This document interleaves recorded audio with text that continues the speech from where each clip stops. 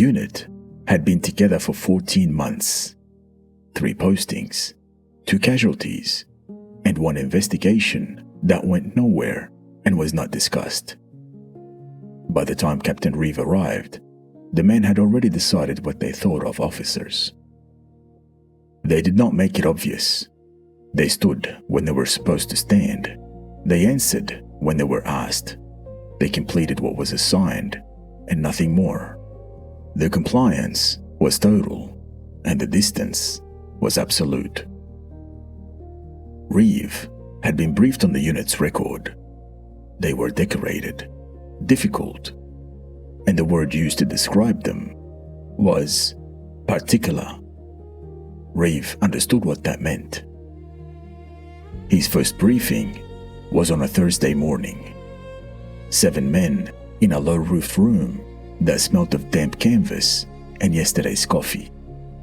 The mission parameters were already distributed and read. He stood at the head of the table. He had prepared remarks. He had a clear summary of his background, his priorities, and what he expected and what they could expect in return. But he did not give them. Instead, he reached into his jacket pocket and set something down on a table. It was a coin, dented around the rim, with the stamping worn almost flat. He left it there for a moment. Then he told them about a market outside a training base 20 years ago, about a currency exchange that wasn't, about a man with a folding table in a very convincing manner, about a young recruit who had handed over a month's pay and received in return a foreign coin worth nothing.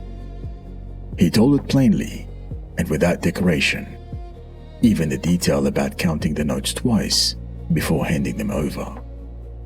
Nobody laughed. Then Sergeant Malik, at the far end of the table, made a sound that was not quite a laugh, but something adjacent to it.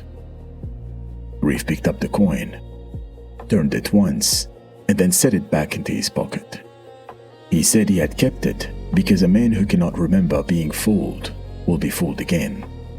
Then he asked what they thought about the river crossing on page 4.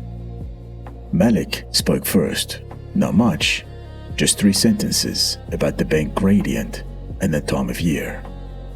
But he leaned forward when he said it, elbows on the table, the way a man leans when he is no longer performing disinterest.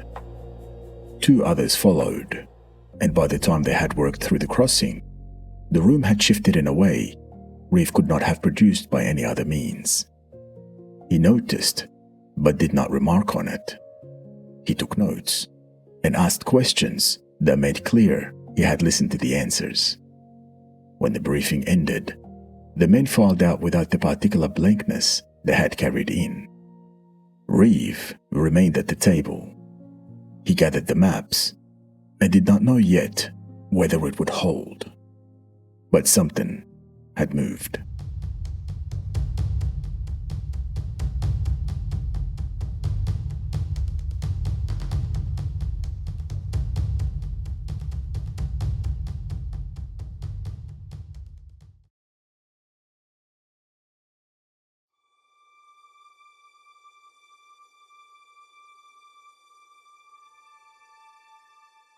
There is a particular kind of distance that passes for professionalism. A man arrives prepared, has his records, his competence, and the facts arranged in the right order. He gives people what they need to assess him, and nothing else. He calls this discipline. But the men on the other side of the table call it something different. They do not say it aloud, but they feel it immediately. The slight hardening, the recalibration, and the decision made in the first 30 seconds about how much of themselves they will offer in return, which is to say, nothing. What Reeve understood, and most men do not, is that trust is not established by demonstration of competence. It is established by demonstration of cost. When he set that coin on the table, he was not performing humility or running a technique. He was making an offering that had a price attached to it, even though a small price, but a real one. He handed them something that made him briefly smaller than his rank. A young man conned at a folding table who counted his notes twice and still lost them. That detail mattered, not because it was dramatic, but because it was specific. A man who invents vulnerability makes it smooth. A man who remembers it remembers the texture, the number of notes, the particular quality of the man's convincing manner. Specificity is the signature of the real, and the men in that room had spent 14 months developing a precise instrument for detecting what was real and what was a performance. 3 postings and 2 casualties. They knew the difference from far. Malik leaned forward not because the story was impressive, but because it was not. Because Reeve had offered something unglamorous and unrequired, and that combination is the only combination that cannot be faked. Here is what the other version of that briefing looks like.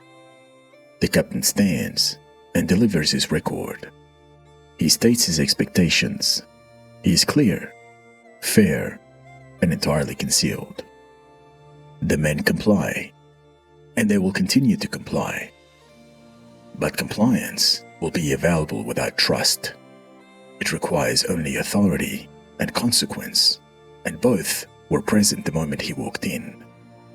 But Malik does not lean forward, and nobody asks about the river crossing in a way that means anything. The briefing ends, and the men file out carrying the same blankness they carried in. The captain has given them every reason to respect him, and no reason to follow him, which are not the same thing, and never have been. A man who shares nothing of himself is not protecting anything valuable. He's protecting a fiction. The fiction that withholding is strength, that concealment is authority, that a closed door communicates power rather than fear. But it does not. What it communicates is this: there is nothing behind the door worth showing. And men who have spent 14 months in close quarters, who have learned to read each other at the level of breath and posture, will reach that conclusion in seconds and act on it for the remainder of the posting. The work is not in the grand gesture. Reeve did not confess. He did not disclose anything that required courage to carry. He told a short story about a cheap coin and a folding table, and he told it without smoothing the edges. That was enough, because the size of the offering is not what matters. What matters is that it was real and that it came first, before anything was asked, before trust had been established, before there was any reason to give it, except that he understood the terms on which men open. You go first, not because you are vulnerable, but because you understand that a door opens from the inside, and you are asking someone to open theirs. The coin goes on the table before the maps. That is a sequence. That is all it is.